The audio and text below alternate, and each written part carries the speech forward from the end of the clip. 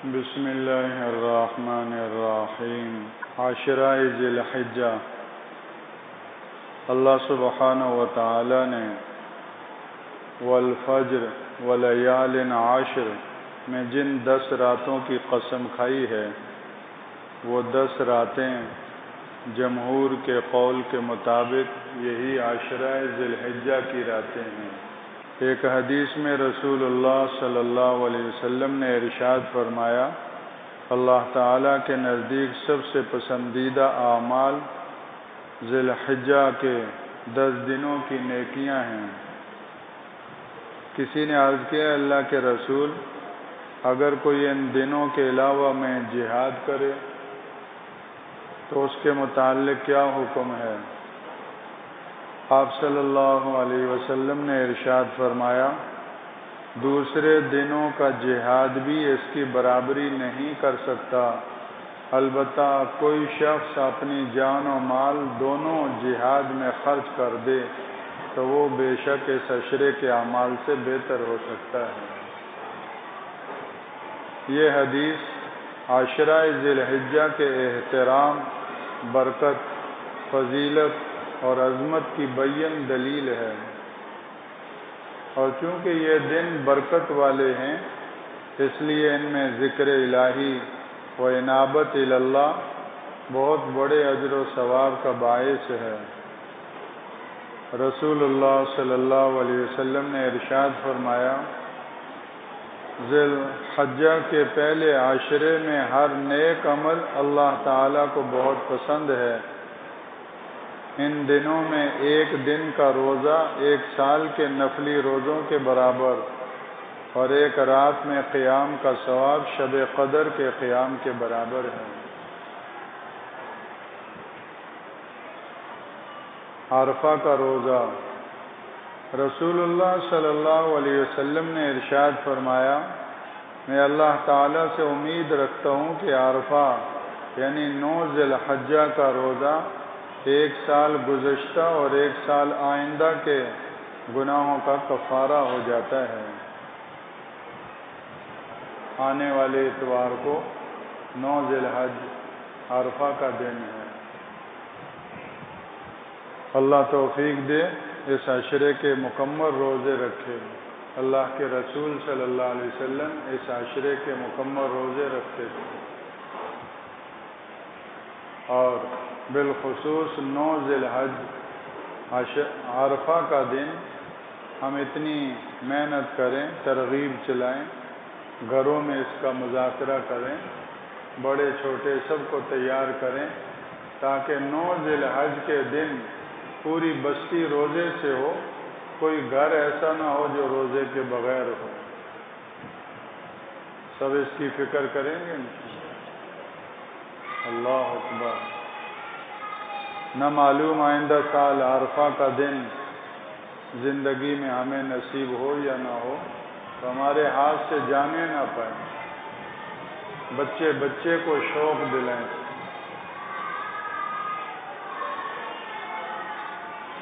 تکبیر تشریق، 9 ذی الحجہ عرفہ کے دن فجر کی نماز سے لے کر 13 ذی الحجہ عصر کی نماز تک ہر فرض نماز کے بعد 1 مرتبہ تکبیر تشریق کہنا یہ واجب ہے، مرد ہو یا عورت ہو، مقیم ہو یا مسافر ہو، جماعت سے نماز پڑھے یا اکیلے نماز پڑھے۔ 1 مرتبہ تکبیر تشریق فرض نماز کے بعد کسی سے بات چیت کرنے سے پہلے اللہ اکبر اللہ اکبر لا الہ الا اللہ واللہ اکبر اللہ اکبر وللہ الحمد۔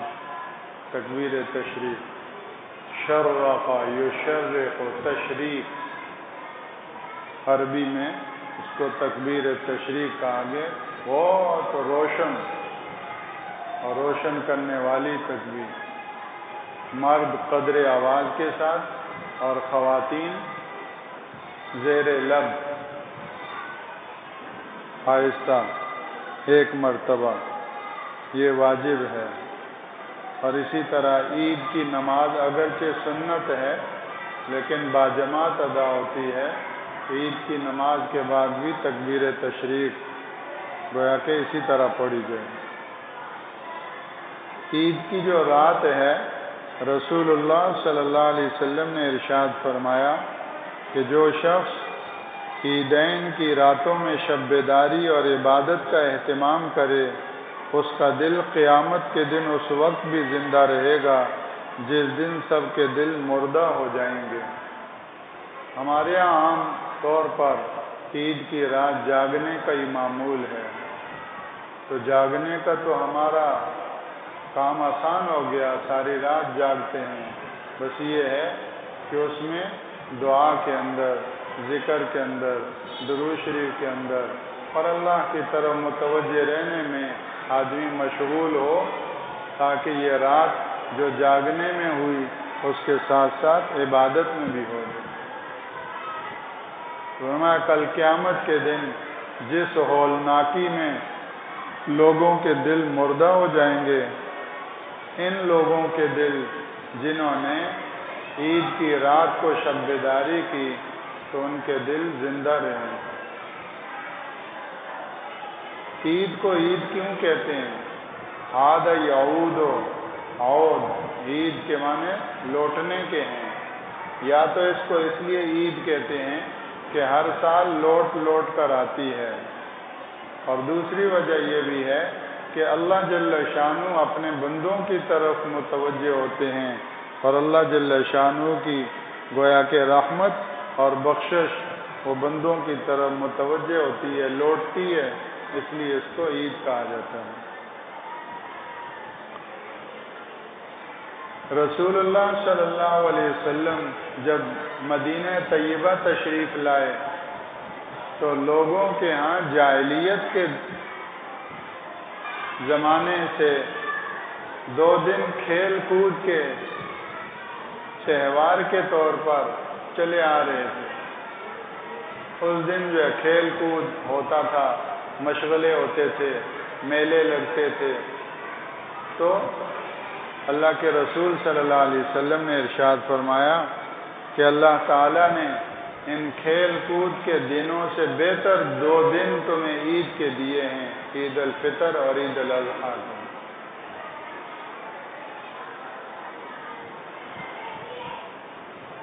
جس طرح اس عشرہ ذی الحجہ کے اعمال اور اس میں کی جانے والی نیکیاں اللہ کو بہت زیادہ محبوب ہیں، اسی طرح 10 ذی الحج اور 11 اور 12 ذی الحج، یہ 3 دن قربانی کے ہیں۔ ان 3 دنوں میں رسول اللہ صلی اللہ علیہ وسلم نے ارشاد فرمایا کہ جس قدر اللہ کو قربانی کا عمل محبوب ہے اتنا اور کوئی بھی نہیں۔ ان 3 دنوں میں قربانی کا کرنا، اس سے بڑھ کر اللہ کو اور کوئی عمل محبوب نہیں۔ چنانچہ جامع ترمذی کی حدیث میں آتا ہے، رسول اللہ صلی اللہ علیہ وسلم نے ارشاد فرمایا، عید الاضحیٰ کے دن اللہ تعالیٰ کے نزدیک سب سے پسندیدہ عمل جانور کی قربانی کرنا ہے۔ یہ قربانی قیامت کے دن اپنے بالوں اور کھروں کے ساتھ آئے گی، اور یہ بہت ہی خوشی کی بات ہے کہ قربانی کا خون زمین پر گرنے سے پہلے اللہ تعالیٰ کے حضور میں پیش کر دیا جاتا ہے، اس لیے خوش دلی سے قربانی کیا کرو۔ حضرت زید بن ارقم رضی اللہ تعالیٰ عنہ فرماتے ہیں کہ صحابہ نے عرض کیا کہ اللہ کے رسول، یہ قربانیاں کیا ہیں؟ آپ صلی اللہ علیہ وسلم نے ارشاد فرمایا، یہ تمہارے والد حضرت ابراہیم علیہ السلام کی سنت ہے۔ انہوں نے عرض کیا، اس میں ہمیں کیا ملے گا؟ آپ صلی اللہ علیہ وسلم نے ارشاد فرمایا، ہر بال کے بدلے ایک نیکی، اور فرمایا کہ اون کے ہر بال کے بدلے بھی ایک نیکی۔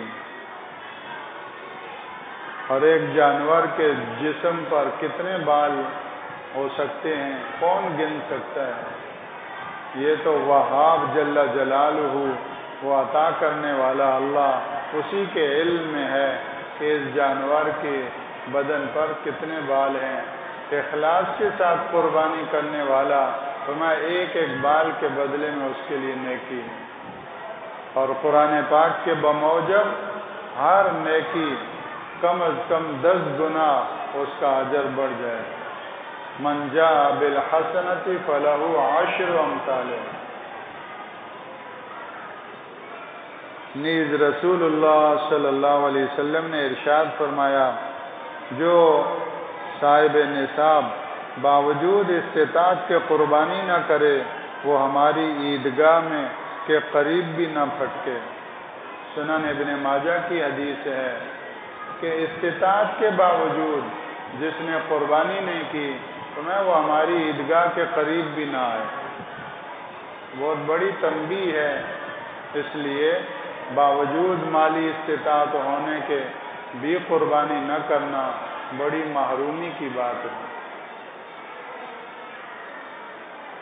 قربانی ایک اہم عبادت اور شعائر اسلام میں سے ہے، اس کے لیے اللہ نے وقت متعین کر رکھا ہے۔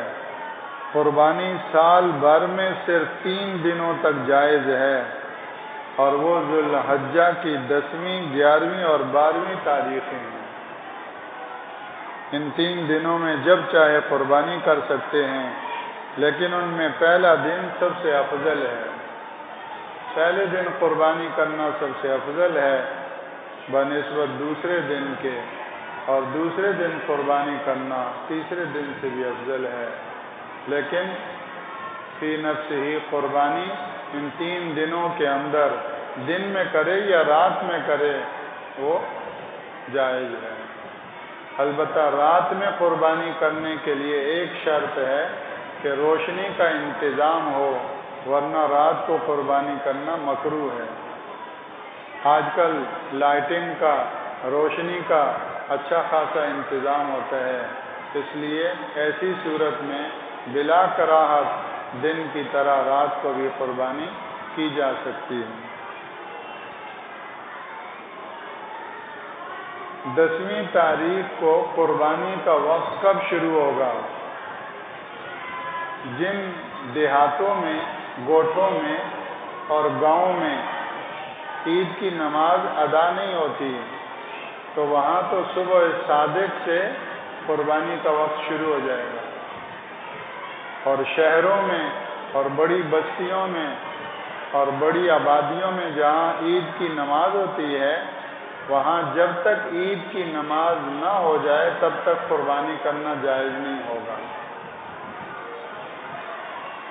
ہاں، جب نماز عید ادا ہو گئی تو اب جو بھی قربانی کرے تو کر سکتا ہے۔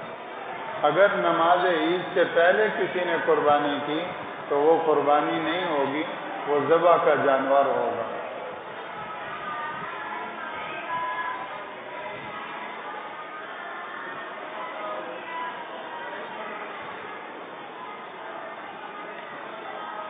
قربانی کس پر واجب ہے؟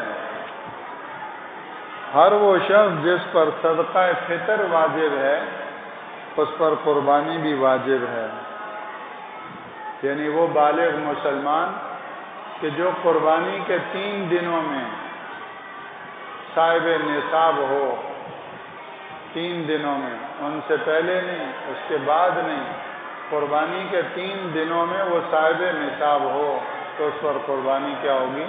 واجب ہوگی۔ اس لیے اس نصاب پر سال کا گزرنا بھی ضروری نہیں ہے۔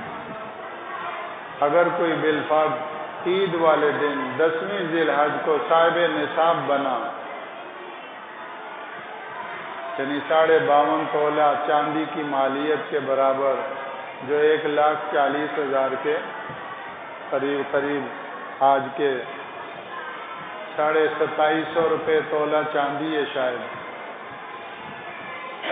2750 یا 2800 تولہ چاندی ہے، تو 52.5 تولہ چاندی 612 گرام، کی مالیت 1,40,000 کے آگے پیچھے بنتی ہے، تو اگر کسی کے پاس ضرورت سے زائد 1,40,000 کے قریب پیسے ہوں، نقدی ہو، یا اتنی مالیت کی چیز ضرورت سے زائد اس کے گھر میں پڑی ہوئی ہے، ضرورت سے زائد کپڑے ہیں، سلے ہوئے ہوں یا کچے سوٹ ہوں، ضرورت سے زائد برتن پڑے ہوئے ہیں جو استعمال میں نہیں آتے، اور دیگر ضرورت سے زائد چیزیں ہیں جو گھر میں ہیں، اور وہ 52.5 تولے چاندی کی مالیت کو پہنچتی ہیں، یا مثلاً ان ضرورت سے زائد چیزوں کی مالیت 40,000 بنتی ہے اور 1,00,000 روپے کرنسی کی صورت میں اس کے پاس پڑے ہوئے ہیں، تو دونوں کو ملا کر نصاب پورا ہو جاتا ہے، تو ایسے آدمی پر صدقہ فطر بھی واجب ہے اور ایسے آدمی پر قربانی بھی واجب ہے۔ اور اس میں گھر کے ہر فرد کا الگ الگ حساب ہوگا، یہ نہیں کہ ابو نے قربانی کی تو سارے گھر کی طرف سے قربانی ہو گئی کہ ابا جی نے قربانی کر دی، نہیں، اگر بیٹا ہے، بیٹی ہے، بیوی ہے، تو جو صاحب نصاب ہوگا تو اس کے اوپر قربانی کیا ہوگی؟ واجب ہوگی۔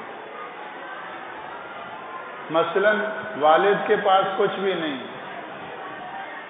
والد صاحب نصاب نہیں، 3 بیٹوں میں سے ایک بیٹا صاحب نصاب ہے، تو والد پر بھی قربانی نہیں، 2 بیٹوں پر بھی قربانی نہیں، اس بیٹے پر قربانی واجب ہوگی جو صاحب نصاب ہے۔ یا بیٹے اور والد کوئی صاحب نصاب نہیں لیکن ماں صاحب نصاب ہے، تو ماں کے اوپر قربانی کیا ہوگی؟ واجب ہوگی۔ غرض یہ کہ گھر میں بہن بھائی، اولاد، والدین، جتنے افراد فیملی کے رہتے ہیں، سب کا اجتماعی حساب نہیں ہوگا بلکہ سب کا الگ الگ انفرادی حساب کر کے دیکھیں گے کہ ہر ایک صاحب نصاب بن رہا ہے یا نہیں، تو جو صاحب نصاب بنتا ہوگا اس کے اوپر قربانی واجب ہوگی۔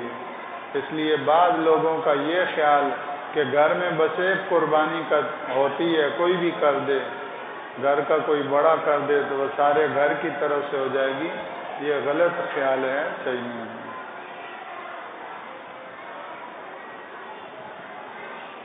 قربانی کے جانور یہ 4 جوڑے ہیں، 8 جوڑے ہیں، 8 ازواج، سورہ انعام میں ان کا ذکر آیا ہے، من الضأن 2 ومن المعز 2 ومن الابل 2 ومن البقر 2، یہ 8 جوڑے ہیں، بکرا ہے، دمبا دمبی ہے، گائے بیل ہے اور اونٹ اونٹنی ہے، تو یہ 4 دونے 8، تو یہ 8 جو مال مویشی ہیں، قربانی صرف انہی جانوروں کی ہو سکتی ہے، ان کے علاوہ دیگر جتنے بھی حلال جانور ہیں ان کی قربانی نہیں ہو سکتی۔ مرغی حلال ہے لیکن اس کی کوئی قربانی نہیں ہو سکتی، ہرن حلال ہے، کبوتر حلال ہے، چڑیا حلال ہے، بہت سارے جانور ہیں جو حلال ہیں لیکن ان کی قربانی نہیں ہو سکتی۔ قربانی کے لیے ان 8 جوڑوں کا ہونا ضروری ہے۔ ان میں جو چھوٹے ہیں، بکرا ہے، بکری ہے، دمبا ہے، دمبی ہے، یہ چھوٹے جانور ہوتے ہیں۔ چھوٹے جانوروں کی عمر کم از کم 1 سال ہونا ضروری ہے، 1 سال۔ یہ جو چھوٹے جانور ہیں یہ کم از کم 1 سال کے ہوں، 1 سال سے چھوٹے ہوں تو ان کی قربانی جائز نہیں ہوگی، بڑے جتنے بھی ہوں لیکن کم از کم 1 سال کے ہوں۔ اور جو ان چھوٹے جانوروں سے بڑے ہیں لیکن متوسط ہیں، جیسے گائے بیل وغیرہ، گائے بیل اور اسی میں بھینسا وہ بھی آتے ہیں، وہ بھی درمیانے درجے کے گائے بیل کے ساتھ ہی وہ ملیں گے، تو درمیانی درجے کے جانوروں کی کم از کم عمر 2 سال ہو. 2 سال سے چھوٹا بچیا ہے تو اس کی قربانی جائز نہیں ہے. اور جو سب سے بڑے جانور ہیں، تیسری قسم اونٹ ہے، ان کی عمر کم از کم 5 سال ہو. ان کی عمر کم از کم 5 سال ہو. 5 سال سے کم عمر کا اونٹ یا اونٹنی ہوگی تو ان کی قربانی جائز نہیں ہوگی. تو 3 قسم کے جانور ہوئے، سب سے چھوٹے، درمیانے اور سب سے بڑے. سب سے چھوٹے 1 سال کے ہوں کم از کم، متوسط درمیانی کم از کم 2 سال کے ہوں. اور یہ جو 2 دانت ہیں یہ ان کی نشانی علامت ہوتی ہے. 2 دانت والا یعنی 2 دانت والا 2 سال کا ہوتا ہے. اور جو بڑا جانور ہے اونٹ وہ کم از کم 5 سال کا ہو.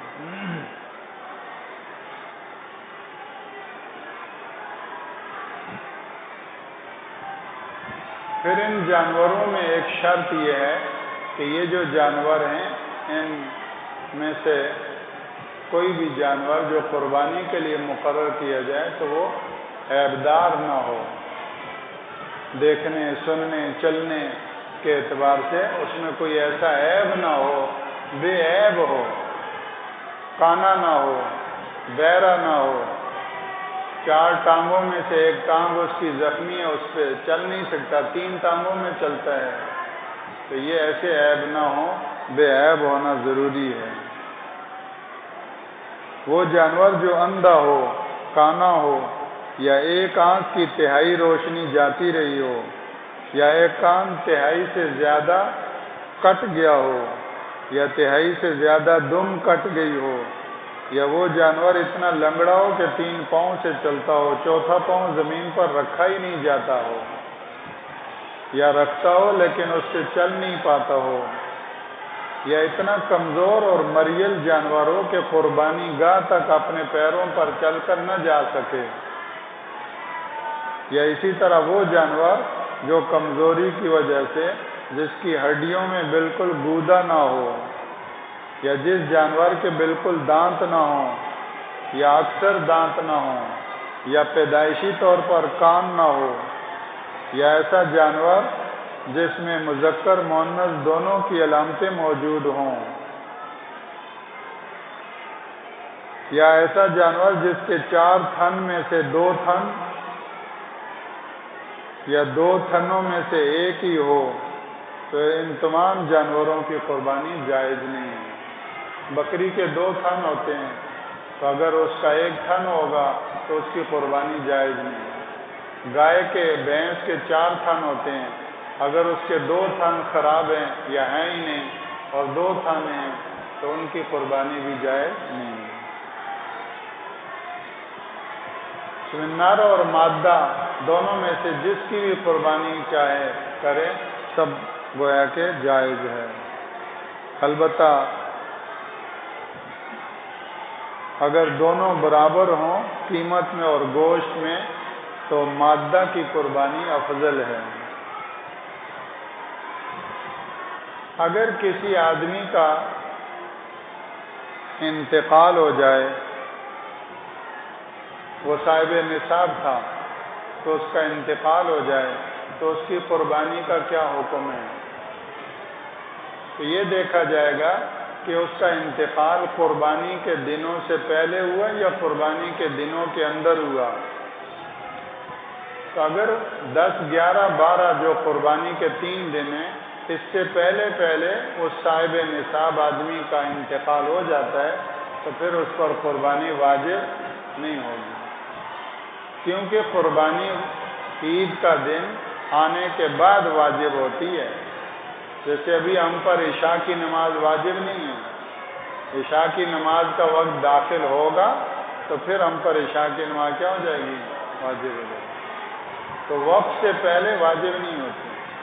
تو جب تک عید کا وقت نہیں آیا تب تک صاحب نصاب ہو، مالدار ہو، اس پر قربانی واجب نہیں ہے. اسی دوران اس کا انتقال ہو گیا تو اس پر قربانی نہیں ہے. لیکن جب عید کے دن آ گئے اور تو اب تو اس پر قربانی کیا ہوگی؟ واجب ہو گئی، اور اب اگر اس نے ابھی تک قربانی نہیں کی تھی کہ اس کا انتقال ہو جائے تو ایسی صورت میں اس کے لیے وصیت کرنا واجب ہوگا کہ میں قربانی نہیں کر سکا، میری طرف سے کیا کی جائے؟ قربانی کی جائے۔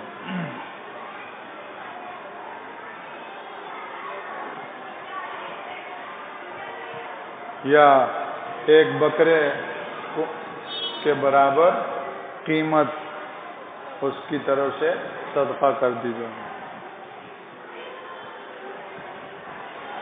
ایک آدمی ہے جس پر قربانی واجب تھی، لیکن قربانی کے دنوں میں اس نے قربانی نہیں کی، جان بوجھ کر نہیں کی یا انجانے میں نہیں کی، یا کوئی عذر ہوا جس کی وجہ سے نہیں کی، یا کوئی غفلت ہو گئی، لیکن بہرحال قربانی واجب ہونے کے باوجود قربانی کے دنوں میں اس نے قربانی نہیں کر سکتی، تو ایسی صورت میں کیا حکم ہے؟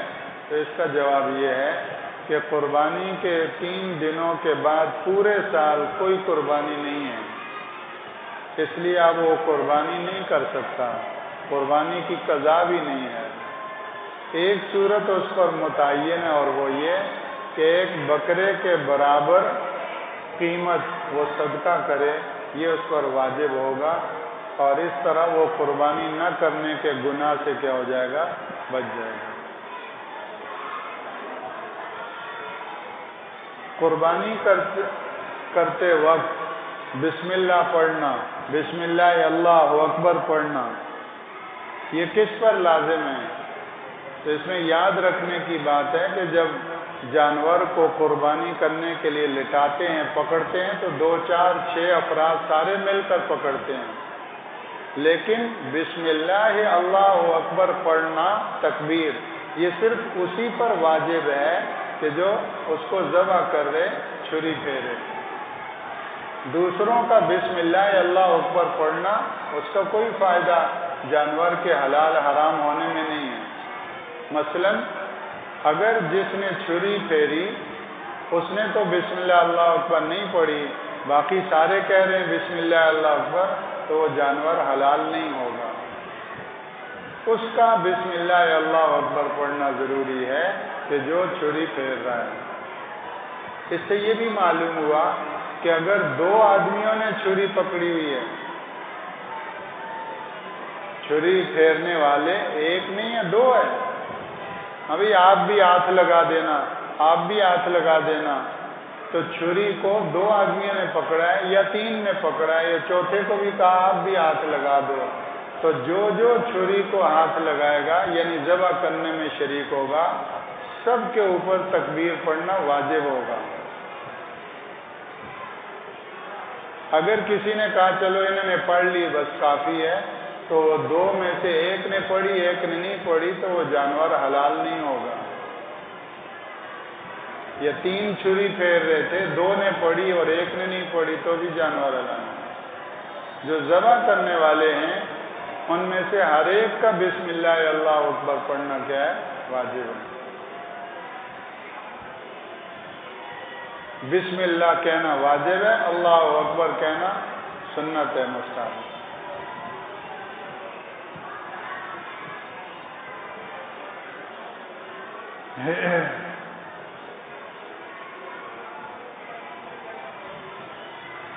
اسی طرح ذبیحہ کی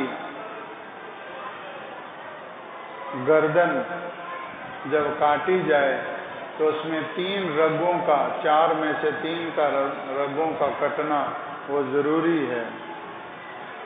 سانس اور غذا کی نالی اور خون کی دونوں شاہرگ یہ کٹ جائیں، 4 ہو گئے، سانس کی نالی، خوراک کی نالی اور خون کی 2 نالیاں، یہ 4 جو ہے وہ کٹ جائیں، تو اس سے جانور کی جان جلدی نکل جاتی ہے اور اس سے تکلیف بھی کم ہوتی ہے۔ اس کے بعد جو حرام مغز کی جو رگ ہوتی ہے تو اس کو نہیں کاٹنا چاہیے، وہ مکروہ ہے، سخت مکروہ ہے۔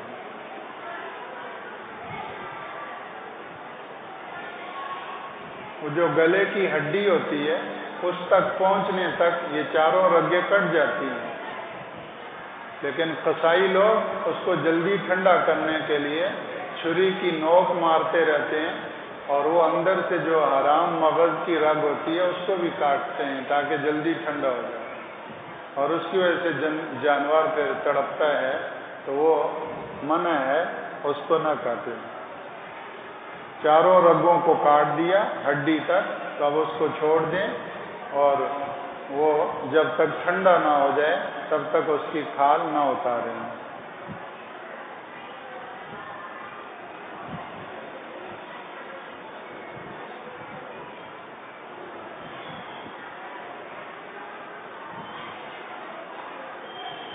لا الہ الا اللہ۔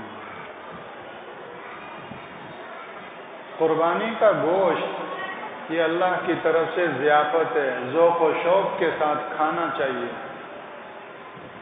حضرت شیخ الحدیث صاحب قدس اللہ سرہ کے بارے میں حضرت رحمہ اللہ فرماتے تھے کہ حضرت شیخ کے ہاں تو 3 دن دسترخوان پہ روٹی ہوتی نہیں تھی، روٹی بھی نہیں ہوتی تھی، کبھی گوشت کھاؤ۔ بڑے بڑے اکابر بزرگ ان کے بارے میں آتے ہیں، دسترخوان پہ آتے تھے تو خوب بھر بھر کے ان کو گوشت پیش کیا جاتا تھا اور خوب کھاتے تھے۔ قربانی کے گوشت کے بارے میں بڑوں کا یہ کہنا ہے کہ قربانی کا گوشت نقصان نہیں دیتا۔ بعض لوگوں کو بڑا گوشت منع ہوتا ہے، لیکن یہ قربانی کا گوشت بہت مبارک ہے۔ حکم آیا ہے سورہ حج میں، فَكُلُوا مِنْهَا وَأَطْعِمُوا الْقَانِعَ وَالْمُعْتَرَ۔ پہلے کلو منہا، خود کھاؤ اس سے، اور پھر قانع اور معتر دوسروں کو بھی کھلاؤ، جو فقیر ہیں، جو ضرورت مند ہیں، جو سوالی ہیں، جو حاجت مند ہیں، ان کو بھی کھلاؤ۔ لیکن پہلے فرمایا فَكُلُوا مِنْهَا، تم خود اس میں سے کھاؤ۔ اللہ کے رسول صلی اللہ علیہ وسلم عید الفطر کے موقع پر عید کی نماز کے لیے جاتے تھے تو کچھ نہ کچھ تناول فرماتے تھے، جیسے 3 دانے کھجور کے، لیکن بڑی عید کے موقع پر، عید الاضحیٰ کے موقع پر عید کی نماز کے لیے جاتے تھے، کچھ بھی نہیں کھاتے تھے، اور عید کی نماز کے بعد قربانی ہونے تک کچھ نہیں کھاتے تھے۔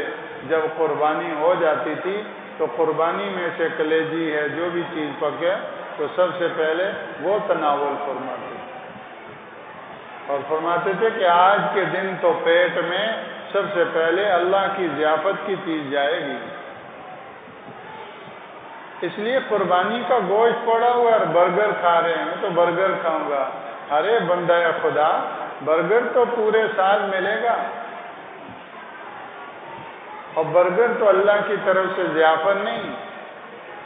یہ قربانی کا گوشت کھاؤ، یہ اللہ کی طرف سے ضیافت ہے۔ یہ تعلق کی باتیں ہیں، کسی سے بہت قلبی لگاؤ اور تعلق ہو، اس کی طرف سے جب کوئی چیز آتی ہے تو آدمی چومتا ہے، تو انہوں نے بھیجی ہے، بہت خوشی ہوتی ہے۔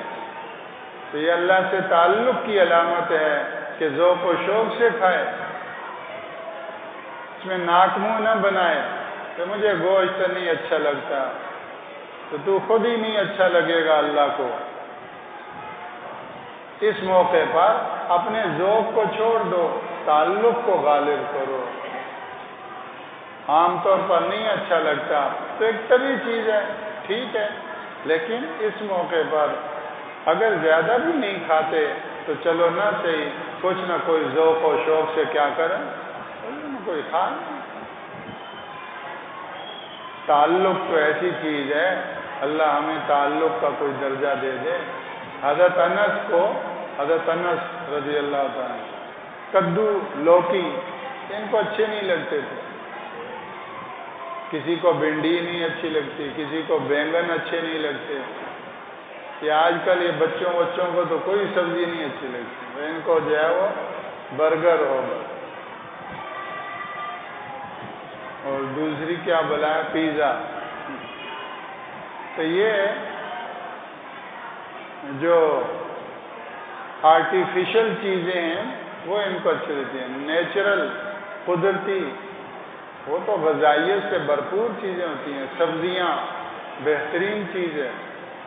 اور ڈاکٹر جب کہتے ہیں سبزی کھاؤ، پھر ان کو پتہ چلتا ہے کہ ہاں سبزی کیا چیز ہے۔ خیر، حضرت انس رضی اللہ تعالیٰ عنہ کو لوکی اچھی نہیں لگتی تھی، تو ایک دن اللہ کے رسول صلی اللہ علیہ وسلم کے ساتھ دسترخوان پہ بیٹھے تھے، کیا دیکھ رہے ہیں کہ اللہ کے رسول صلی اللہ علیہ وسلم برتن میں لوکی کے کدو کے ٹکڑے جو پڑے ہوئے تھے تو وہ ڈھونڈ ڈھونڈ کے لے کر کھا رہے تھے۔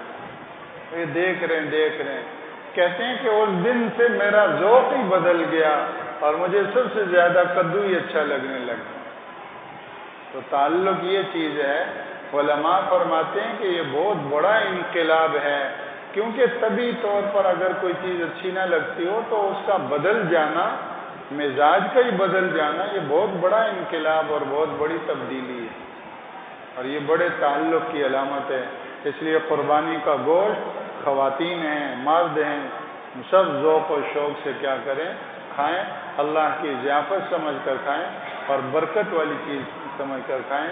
یاد رکھیں، پورے سال جانور ذبح کا ہوتا ہے، عبادت کا کوئی نہیں ہوتا۔ یہ قربانی کا جانور یہ ذبح کا نہیں، یہ عبادت کا ہے۔ یہ لانڈی میں مذبح خانہ ہے، جانور ذبح ہوتے ہیں، یہاں ہوتی مارکیٹ میں آتے ہیں، وہ گوشت کے جانور ہیں۔ یہ گوشت کا جانور نہیں، یہ عبادت کا جانور ہے، شاعر اللہ کا جانور ہے۔ اس کا گوشت اور اس کا گوشت زمین و آسمان کا فرق ہے۔ ہماری والدہ اللہ ان کی مغفرت فرمائے، صرف گوشت کھاتے تھے، اوپر سے تھوڑا شکر کھلا دیتے تھے، اور شکر ہے، گڑ ہے، تو اس سے ہاضم خوب ہوتا ہے۔ بڑوں کا تجربہ ہے، وہ آدھے حکیم ہوتے تھے۔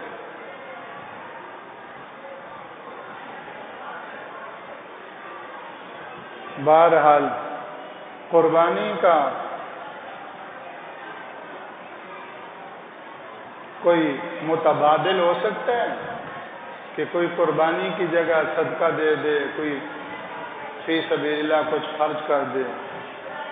رسول اللہ صلی اللہ علیہ وسلم نے، صحابہ کرام، تابعین اعظام، فقہائے اسلام، سب نے ہمیشہ قربانی کی تاکید فرمائی ہے، بلکہ رسول اللہ صلی اللہ علیہ وسلم نے یہاں تک ارشاد فرمایا کہ ذوالحج کی 10ویں تاریخ یعنی عید الاضحیٰ کے دن ابن آدم کا کوئی عمل اللہ کے نزدیک قربانی سے زیادہ محبوب نہیں۔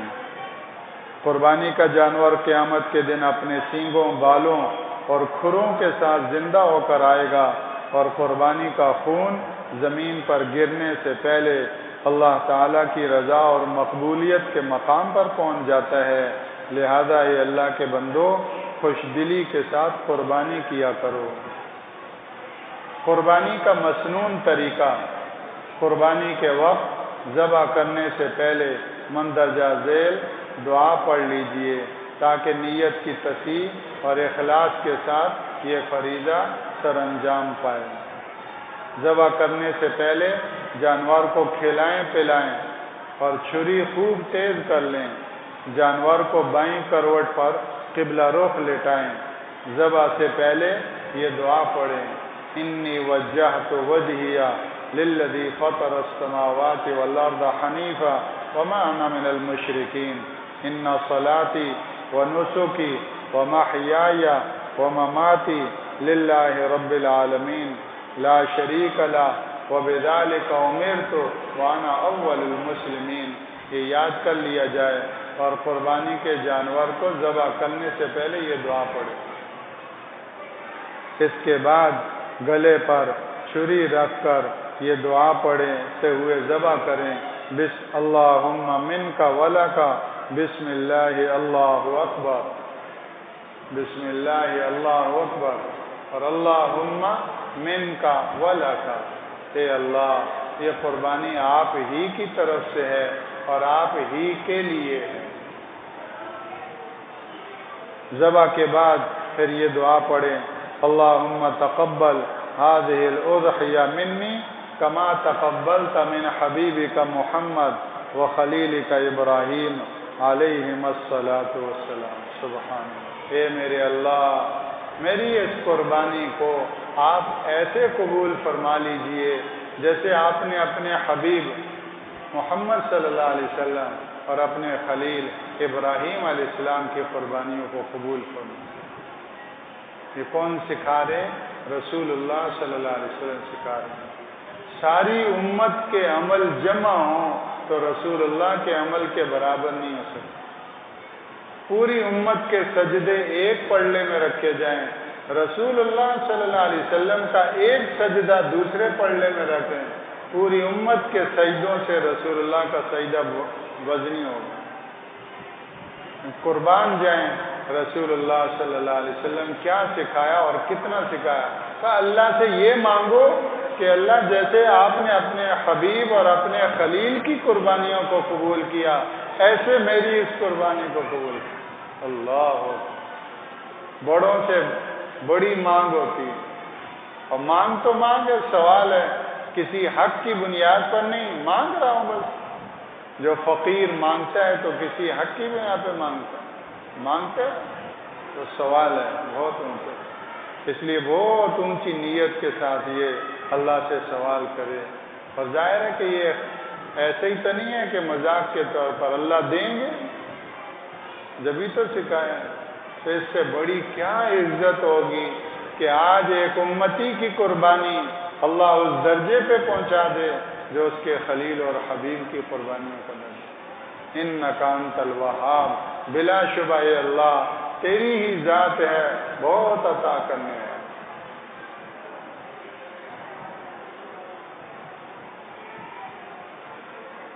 اللہ جل شانہ صفات کے ساتھ، آداب کے ساتھ، اخلاص کے ساتھ ہمیں اس پورے عشرے میں چلنا، نمازوں کا اہتمام کرنا اور آخر میں قربانی کرنا نصیب فرمائے۔